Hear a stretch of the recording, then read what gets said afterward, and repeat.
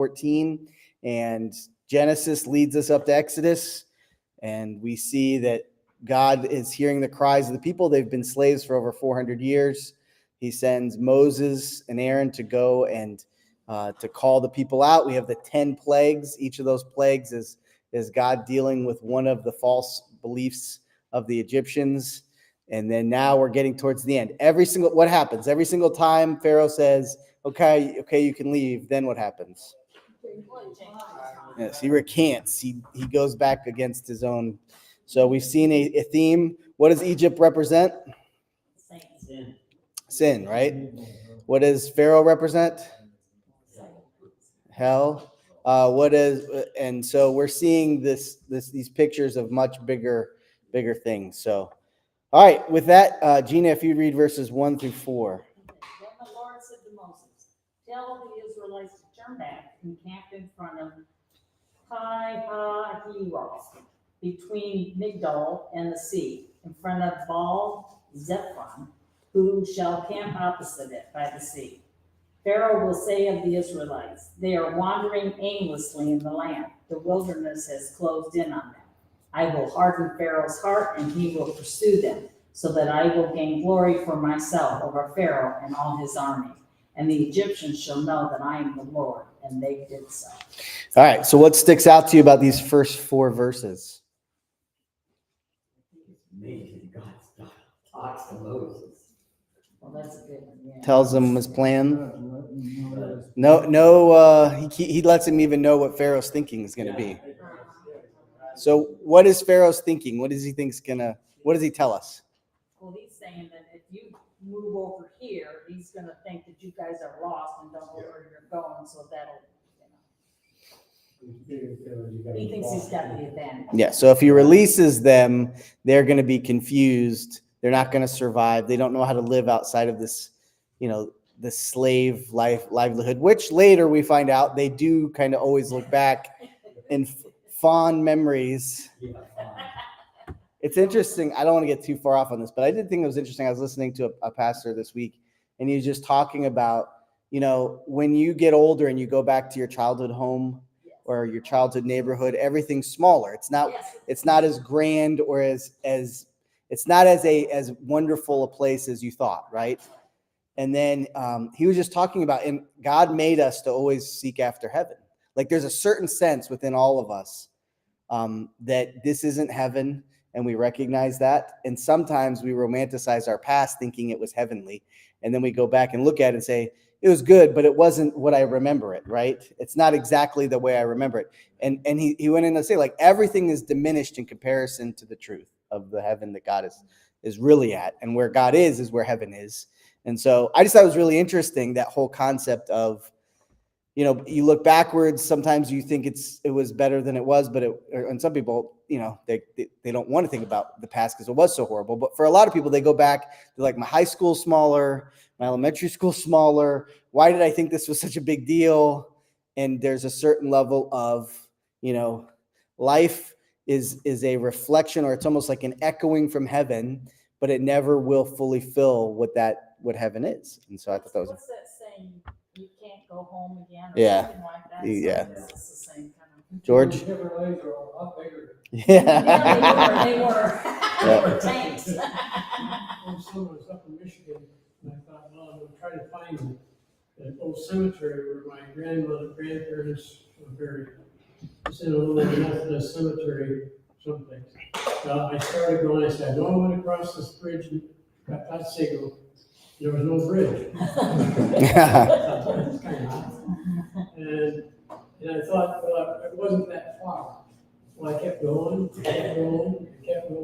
I did find it, but it was halfway to Allegan instead of just outside of. Yeah, it was not. I thought for sure I was going to find it right away, but I did find it when we started. So it's the idea too that things change. You go back and it's not the same as it was before. So nothing stays the way you wanted it to stay. And then even if it does, it's not as wondrous as you thought it was. And also books. I don't know if you've ever read a book in your life that really impacted you outside of the Bible. A book that really was impactful, and then you read it later and it's not the same impact because it was at a certain stage in your life and it was used in a certain way. I just think that's interesting because we're all progressing. Like life is a progression of events. And here we have in this part, Pharaoh thinks, well, all they've known is slavery. There's no, they're just going to be confused, almost giving himself confidence that he can just wrangle them all up and bring them back, right? His confidence is in who?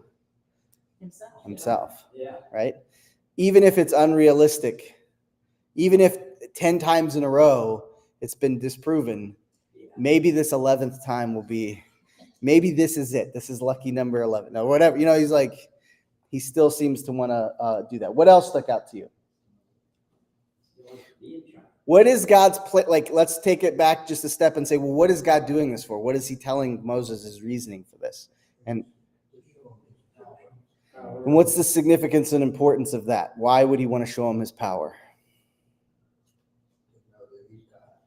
Okay, why is that important?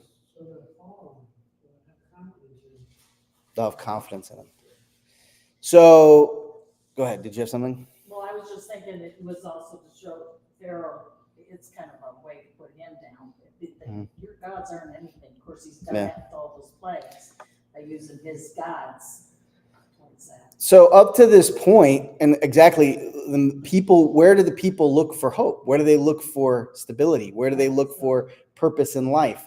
My purpose is to worship the Pharaoh. My purpose is to move up the chain of Egyptian, whatever that looked like in their world. Like, how do I have safety and value and stability and purpose? Pharaoh is my object or point of reference, right?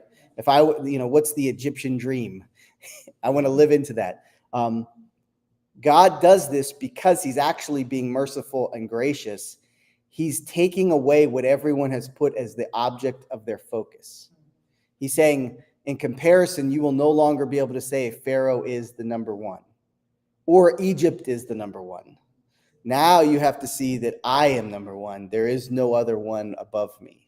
Like, and not in a like, and you can take that one way, or you can see that he really is the only hope. He really is the only, he's the only way there's going to have purpose or value. And so it's actually grace and merciful that he's demonstrating his power so that they cannot be distracted or deceived by false teachings, false beliefs in Pharaoh or the Egyptian belief system. So it's two ways you can go about it. You can say, well, God just wants to show how powerful he is, and make Pharaoh look bad, or he's actually trying to reach all of these people are impacted. Guess what? For the next 1,000 years, people talk about these events. Today, we talk about these events. But then, now we talk about it in the enlightened scientific perspective. Then they talked about it in the, don't mess with Israel, because remember Egypt, don't forget Pharaoh, that was not good. Because it's saying Egyptians shall know that I'm people. Yes. He's trying to show them too, not just his own people. Absolutely. Things haven't changed too much in a sense. We still look at our military, our economy, as, taking care of us, protecting us, and our security. And you see now, all of a sudden, things are beginning to crumble. Our economy is not quite as good as it used to be. Our military is not as strong as it used to be in Britain. And that's causing people to, well, what's going on here? What are we going to trust them?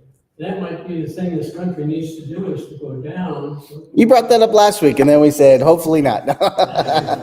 Well, I think too, though, we as believers, so let's fast forward to us today. We've been delivered from hell and Satan, and our eternities are set, and we're called to be salt and light, and we're called to pray what is part of the Lord's Prayer? Your kingdom come, your will be done. So you're as on earth as it is in heaven. So there's a governance in heaven. There needs to be a governance on earth. I always vote, like people say, when it comes to voting, we need to vote kingdom principles. Well, how does the kingdom operate? What is the kingdom's view? What is God's teaching on this, right? And it's not a party, and it's not a specific candidate. It is, what does God say about it, and who endorses that? That's who you vote for, right? It's not based on personality. It's not based on even loyalty to an organization that's, tends to go one way or the other. It is this legitimately kingdom thinking? Is this God's will happening on earth as it is in heaven? Does this align with God as king and author and fully in control, right? So that's so important. I think we're coming into a huge election, and we got to see things that way, I think. How can you be sure of what God really is? You can seek it, but Well, most of I would say there are like, should we build a highway? Should we build a new, like those things are more just opinion oriented, right? Like we want to underdevelop, we want to overdevelop, we want new jobs, we want less jobs. Like those things are kind of, but principles, do we value people? I think always people have to be like, what is human life matters, people matter. So how does this help people, right? I think I think if you listen long enough to any candidate on anything, you're going to find out, does this person just say what everyone wants to hear, or do they have a conviction? And if they do, what is that conviction? So Right? for principles like lawfulness or unlawfulness, or are you talking, abortion? Yeah.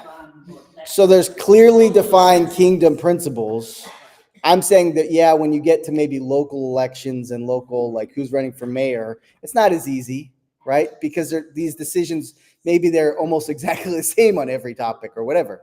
But we do need to engage in the process to be salt and light, right? Yeah. You started out here, things change. So if you're gonna say, look at the military today, are we a lot less than we were, at 60, 70 years ago? For crying out loud, we don't have dogfights in there or there, but they start shooting at each other 200 miles away with missiles. Yeah. With the sky. Everything changes, yeah. With all sorts of systems, that were never existed before. It's a completely Absolutely. different- It's a new world. Yeah. Everything's new. But I think we always got to be discerning and say, what is the core value or what is the core conviction, right? Because you can tell if the core conviction is, I just want power, so I'll say whatever you want me to say.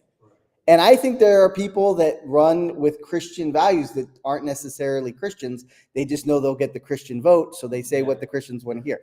I think we have to be very careful that we don't just blanket everything, but that we say, and this is a personal thing between you and the Lord, how can I be obedient in this area of my life? Give me discernment. Help me to know what to do in this. Yes.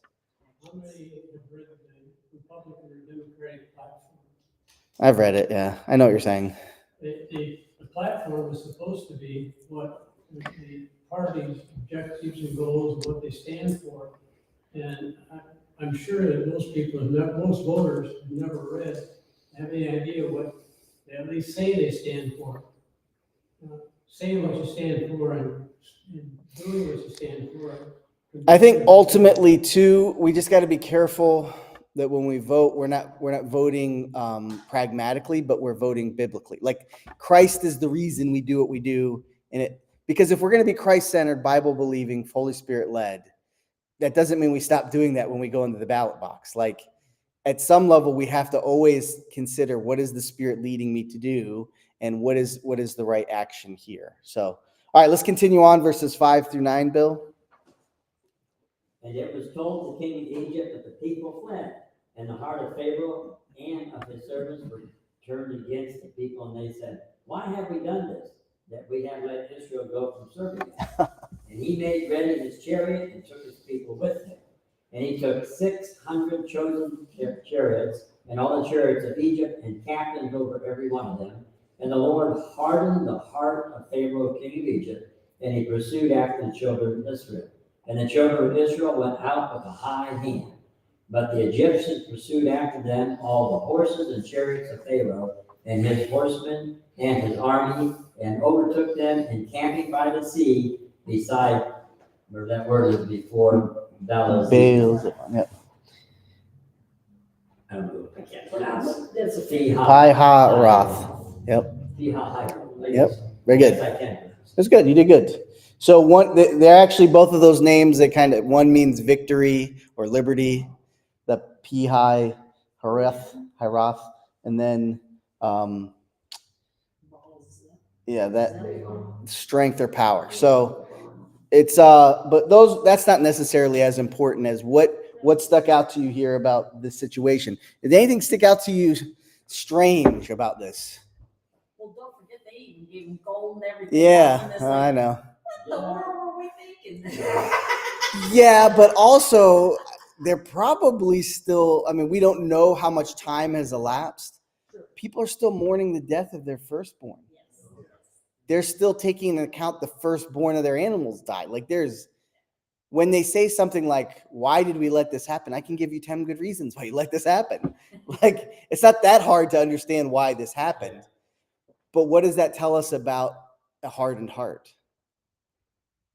Is it thinking rationally? No. What is Pharaoh really thinking? What is really on his? I think the fact that the Israel have done all the work and the labor and whatever, and now they're not gonna be there anymore. Who's gonna do all this work and take care of us? Yeah. I mean, that's. It's like if you like what's the story, the beanstalk and the giant, and they take the golden goose, and the golden goose is gone, and he's all upset because the golden goose is gone. You know, what are we gonna do? The golden goose is gone. Similar situation. Where these officials kind of saying, Pharaoh, if you don't stop doing this, you're gonna lead us to ruin. And in this, it says they changed their mind. It wasn't just Pharaoh. Yeah, or, that now maybe they're feeling, back into killing their kids or something. All right, how many do we know Hebrews left? About how many? 2 million at least, right? 2 million. So you think, okay, we can look at our own history, right? In the United States with slavery. There was nowhere near that number of slaves in the United States, right? But you have to think that quickly, all of your workers are gone and you still have your fields. Like that fear of what are you going to do now? Like every one of us has had that moment where you felt like, man, if this happens, everything will be lost.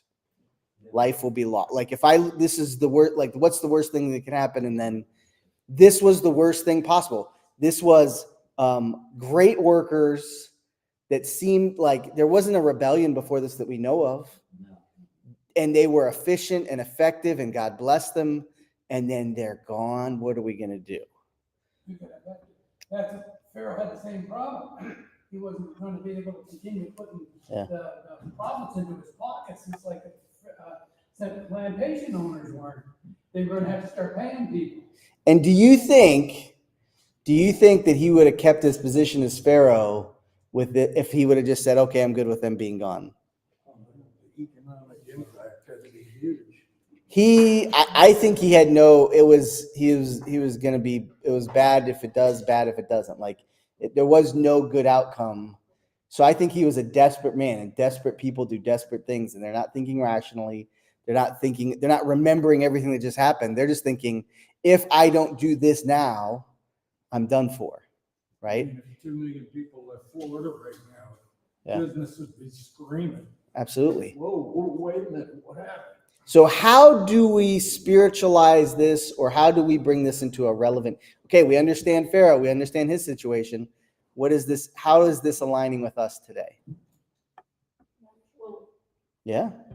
we have a lot of fracture. Yeah, well, we do. You're right. Because we also have a lot of states who are losing people and coming to others. And what's interesting is when you say fractured, it also has to do with the representatives. Yeah. So she said rapture, but you're right too. Yeah. So rapture is, I think that's a perfect picture of this. Like they're all gone. What are we going to do now? Fracture is what's going to happen if the rapture happens, but happening right now. We're fracturing over, so we're going to have a civil war as a country. Like this is a very, but this is, the reality is when everything is fallen out and they don't know Christ, there's no more rational decisions.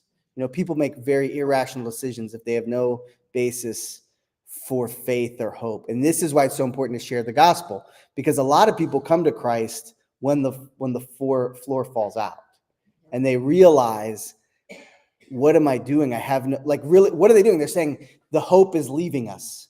That's our only hope. Like, this is a way for people to want to have an answer when they realize life has no other answer. Yes, George. Could revenge be part of the Yeah. ingredient that, all of a sudden their kids, their oldest sons have been killed. And when you're angry, you don't think either. Absolutely. You just react and let's go get them. And they forget about what happened. I mean, what happened? The oldest son was killed. God demonstrated this power. And all of a sudden, it's. So I remember, so there's this concept here of a hardening of a heart, a Pharaoh. And I remember watching, they showed us this, I don't remember, it was in some sociological or psychological studies that we were taking in college. And they showed us this video of this guy who had killed a bunch of people, but he had no remorse, right? He had no remorse. He didn't feel bad about what he did. He would laugh or smile or smirk when people would yell at him and scream at him and tell him how much they hated him, how much he ruined their life and all these things. But he had no remorse. He killed these innocent people and he didn't care. Then this one guy gets up, his daughter was murdered by this guy, and he says, I forgive you. And I can't remember everything he said, but basically his point was, I hate what you did, but I forgive you because I've been forgiven. I can forgive you. And I know I'll meet my daughter again. And then that was his statement, and the guy's bawling. Okay. That was the only thing that could break through to this like hardened. So the reason I bring that up is like I've done jail ministry. I work with younger people that were in juvenile. When he doesn't soften your heart, when you have a hard heart, you're callous to everything. Like, and you don't really care. Like, he may not even cared that he would die in this. He may not even cared what the consequences were. And I think when it says, it's that concept again, we talked about when God pulled his presence away, that was where the hardening of the heart began. Without God giving us tender hearts, we will have hard hearts. We won't care about our neighbor. We won't care about anything. We'll do whatever we want, and we won't think about the consequences. Like, that's the thing. Most people, you say, why'd you do it? I don't know. I just felt like it, right? How many conversations have you ever had that with your kids or grandkids, right? Why did you do that? I just wanted to. I don't know. I don't know why I did it, right? Because at some level, this is the spiritual condition we are in. All right. So, all right, George, if you would read verses 10 through 14. As Pharaoh approached, the Israelites looked up and saw the Egyptians coming after them. Then the Israelites were terrified and cried out to the Lord for help. They said to Moses, it is because there are no graves in Egypt that you took. Is it because? Because there are no graves. You don't have an is it? No. Is But it's still a question. Because, well, let's just phrase the question, but go ahead. They said to Moses, it is because there are no graves in Egypt that you took us to die in the wilderness. What have you done to us by bringing us out of Egypt? Isn't this what we told you in Egypt? Leave us alone so that we may serve the Egyptians. It would have been better for us to serve the Egyptians than to die in the wilderness. But Moses 14, isn't it? Yeah. But Moses said to the people, don't be afraid. Stand firm and see the Lord's salvation. He will provide for you today, for the Egyptians you see today, you will never see again. The Lord will fight for you. You must be quiet. All right. That's a strange verse. What version are you reading? I'm reading Romans International. Okay, I just was curious. All right. What stuck out to you about that? The very last words. Be quiet. Be still, be quiet. Hold your peace. All good. They were complaining. He said, what he's saying is, stop complaining, be quiet. Yeah. Stop. Yeah. All right. So what sticks out to you here? People started to get nervous. Just like the Pharaoh back there was getting nervous about letting them go, they started getting nervous about going. Both took the right. So Pharaoh is trusting his own discernment on all of this. Now the people are questioning who? Moses, but who are they really questioning? God, right? And this is common, right? This is kind of how it works. Maybe I don't directly go at God, but I go at somebody like the Pastor Mike. I'll go tell him, you jerk, why did you let this happen to me? It's easier to tell the servant or the messenger than it is to tell the top guy. But this is human nature, right? Why are they reacting out of fear? Yes. So who are they putting more power in? The army or God? The army. So their focus and faith are wrong. Their faith is wrong. Defenseless. They probably don't have weapons. Now, it's easy for us. We have the Bible. This is a really easy thing to judge them and be harsh on them. I get it. But, at all of this is teaching us. This is such an amazing teaching, really. Okay? It's an amazing teaching. Yeah. So he says, what does God then say to Moses after they complain and say, what is their complaint? It's so funny what even they say. What did they say? Were there not enough graves in Egypt, so we had to come out here to die and be grave? Was this the plan that there wasn't enough room for us to die there, so you could slaughter us out here? That's a mindset. Is that a positive, optimistic mindset? They basically went to the worst possible denominator in their thinking. That they thought the only reason Moses brought them out there is there weren't enough grave sites in Egypt for them all to die at once. So here was the only way that they could all die at once. That was their thinking, right? And if you have kids, they will go to the worst possible denominator, right? Very quickly. Because we're like that. That's our nature. You don't have to teach that, right? Didn't they see the Egyptian army on one side and the Red Sea on the other? Well, that's the other problem. They're trapped. Yeah. Yeah. Oh, they don't. There's no clear way out. So, Other than a miracle by God. so what does God tell Moses? What does he say he's going to do? Such an awesome verse. Do not be afraid. Stand firm and see the Lord's salvation that he will accomplish for you today. For the Egyptians you see today, you will never see again. The Lord will fight for you, and you must be quiet. You can't add anything to this. It's not 90% I'll do it and 10% you do the rest. It's 99% I'll do and you do 1%. He says, I will fight for you and bring salvation to you today. Today. You just let me do it. Be quiet, stand still. Allow me to do what I'm here to do. Okay? All right. Any other thoughts on that very cool passage? So three things that we can apply if I was going to preach a sermon. Don't be afraid, stand firm, and be quiet. When you're in the middle of anything, any challenge in life, relax. Put your faith in the Savior. Stand firm in your faith. Don't quit. Don't give up. Don't run away. But wait on the Lord, and he will renew your strength.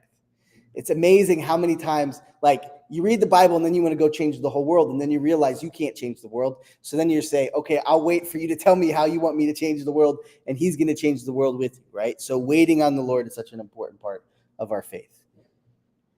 All right, let's continue on. Butch, if you'd read 15 through 22.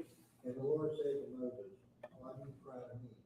Gather children of Israel to go forward, but lift up your rod and stretch out your hand over the sea and divide it. And the children of Israel shall go on dry ground through the midst of the sea. And I indeed will harden the hearts of the Egyptians, and they shall follow them.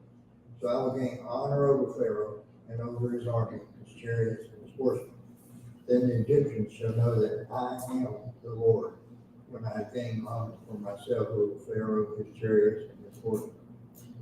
And the angel of God, who went before the camp of Israel, moved and went behind him, And the pillar of cloud went from before them and stood behind them. So it came between the camp of the Egyptians and the camp of Israel. Thus it was a cloud of darkness to the one, and it gave light by night to the other, so that the one did not come near the other all that night.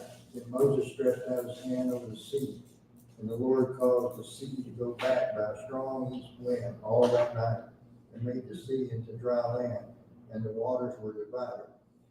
So the children of Israel went to the midst of the sea on dry ground, and the waters were a wall to them on their right hand and on their left. All right. What sticks out to you here? Yes. Moses said, the Pharaoh did not look to see if that was an ambush or not. Yeah. That was a big ambush. What else? Well, he went between them, so he was their protector. Yeah. How do you? Moses say to Moses, why are you crying me? Yes, that's a good question. Yeah. So some commentators say he was confronting the Egyptians. I mean, the Hebrews complaining. He's saying like, they need to stop complaining. I'm about to do something big for them. Moses, we don't know his body language here, or he could be in the same grouping of what. Why did we come out here? He doesn't know what he did not. God didn't say. He didn't see the future. He didn't. All he knows is he's getting surrounded. Yes. And they're all about to die. Yeah, I'd be and going, hello? What? well, God didn't say. He said that he would win, but he didn't say I'm going to part the Red Sea. He didn't tell them this how the plan's going to play out. He just said, and okay, how do we spiritualize this for us today? God's not telling you what tomorrow is. He's not telling you what next hour is. He's saying, trust me, keep trusting me, and put your faith in me. And actually, when is our faith strong? When we see it clear that everything's going to work out the way we think, or when we can't see clearly? When you can't see clearly, when it doesn't look like it's going to work out, that is when true strength and faith is revealed. It's not when you can figure it all out. You don't even need God to help you because you can see how it's all going to work out. That's not great faith. And this is where, even in my own life, what am I doing that I can only explain the hand of God doing it? What is our church doing that we can only explain God is doing it? Because if everything I do and everything we do can be explained by our abilities and our strength, then how great is our faith? What is our faith really in? Right? We're doing it. So here, God's putting him at this pressure point, and he's saying, look, don't cry. Don't get upset. I'm in charge. I've done a few things to show you can trust me. I've done 10 plagues. I have, you have this firestorm thing leading you all. Like there's some things that he's given legitimacy to trusting him. It's not like he said, I'm doing nothing and I still want you to believe. Like there's all these miraculous things that no one could ever explain happening all around them.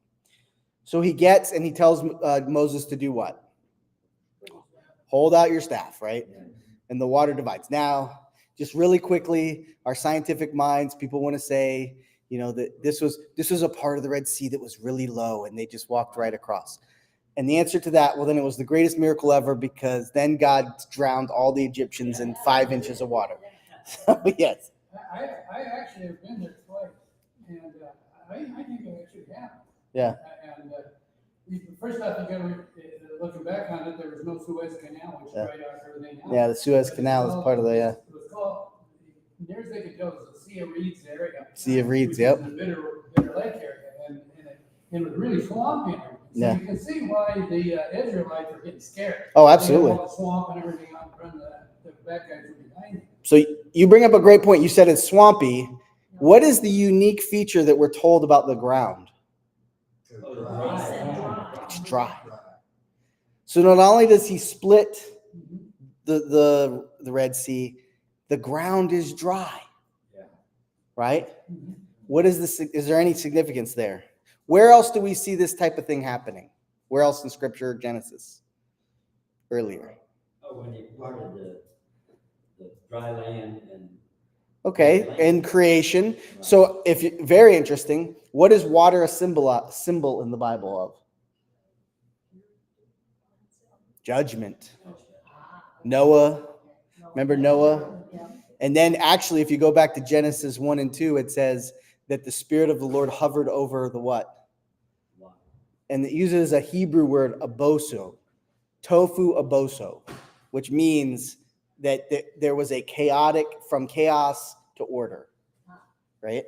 So he takes chaos, which is judgment, sin is chaos, and he turns it into order. And I could go on, like, this is amazing stuff about this comparison between, you know, if you were to go underwater, what would happen to you eventually? You drown. Why? Because you can't breathe the oxygen. The fish can breathe. You can't breathe. You weren't created to live underwater, right? But they're still breathing oxygen of life. Yes. We were created for this atmosphere. We're created for this, and the breath of God breathes in us, and we survive off of that breath. And judgment takes, the judgment of God came over with Noah, right? And even when we think of baptism, we talk about Christ on the cross taking our judgment, so buried in the likeness of his death. Like there's a comparison to the water of judgment coming over us, and the only reason we're safe is because he's leading us, right? So here you have the water representing judgment. Let's finish it up real quick. Ruby, if you'd read 23 through 25. Okay, the Egyptians pursued them, all Pharaoh's horses and chariots and horses followed them into the sea. During the last watch of the night, the Lord looked down from the pillar of fire and cloud at the Egyptian army and threw into confusion. He jammed their wheels of their chariots so that they had difficulty driving. And the Egyptians said, "Let's get away from the Israelites. The Lord is fighting for them against Egypt." All right, so what stuck out to you there? How he messed with the wheels of the chariot. Interesting, huh? Yeah. Yeah. And he looked through the pillar of fire. Yeah. You know, like. What's going on down there? It's interesting. That's it. We can do a whole thing on that. All right, Carrie, finish it out for us, 26 through 31. Then the Lord said to Moses, "Stretch out your hand over the sea, and the waters may come back on the Egyptians, on their chariots and on their horses." And Moses stretched out his hand over the sea, and when morning appeared, the sea returned to its full depth, while the Egyptians were fleeing into it. The Lord overthrew the Egyptians in the midst of the sea. Then the waters returned, and covered the chariots, the horsemen, and all the army of Pharaoh, and came into the sea after them. Not so much as one of them remained. But the children of Israel had walked on dry land in the midst of the sea, and the waters were a wall to them on their right hand and on their left. So the Lord saved Israel that day out of the hand of the Egyptians. And Israel saw the Egyptians dead on the seashore. Thus Israel saw the great work which the Lord had done in Egypt. So the people feared the Lord and believed the Lord and served Moses. All right. So how did the chapter end? For how long? Why Until they have did them Pharaoh again. not lead his army across They'll believe the it. sea? Until- Why didn't he lead? Wasn't he lead his army? Why didn't he? We don't know. There's no clear. If you think about it, you have to have some idea that this might be a little dangerous from or something. But they all died, so there was no, Including Pharaoh, right? including Pharaoh. Yes. Well, was there. You know, the wind. Yeah. And then Napoleon, many years later, had almost the same thing happen to him, No, really. except the Nobel Jason. Yeah. And he got caught out there in the middle, and at least he was smart enough to move some of the horses in one direction until they started to get back off, and then he didn't lose his cool. Yeah. The Egyptians, Pharaoh should have done those people at this win. Yeah. They didn't take any swim lessons. All right. So I want to make one final point before we wrap up. If you were a Hebrew, and let's say someone from another, like a Philistine came up, someone from another group, another country, tribe, they come up and tell us, what happened? What happened? What would they say? What would be their story, right? They would say, well, we were in Egypt. Well, what were you doing in Egypt? Well, we had been slaves for as long as I know. We'd been slaves. And this guy shows up and says he knows God.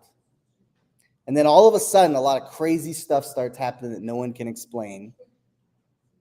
And it gets really chaotic, right? But halfway through, we see that God is with this guy because we keep getting protected. And then one day, we're told to put blood from a lamb on our doors and then to leave. And we left, and we were told not to do anything, that God would protect us and save us. And we crossed over from one side of the Red Sea to the other side of the Red Sea, and then all of our enemies were destroyed. And we look back, and we were told there was a promised land ahead of us, and we would never see that land again. What does that story sound like? Yeah. Salvation. That you live this life and you realize, man, this is a messy life, and I feel like a slave to sin. I feel like a slave to all this stuff. And then someone comes in and says, you know, God loves you and he has a way for you to get out of all this. And you listen and you follow and you go through, when you receive Christ as your Savior and you go through all of that, you're spiritually, there's the baptism of your soul, in a sense. The Holy Spirit comes in. Now you're on the other side. You're never going to go back to that place ever again. Are you in the promised land yet? No.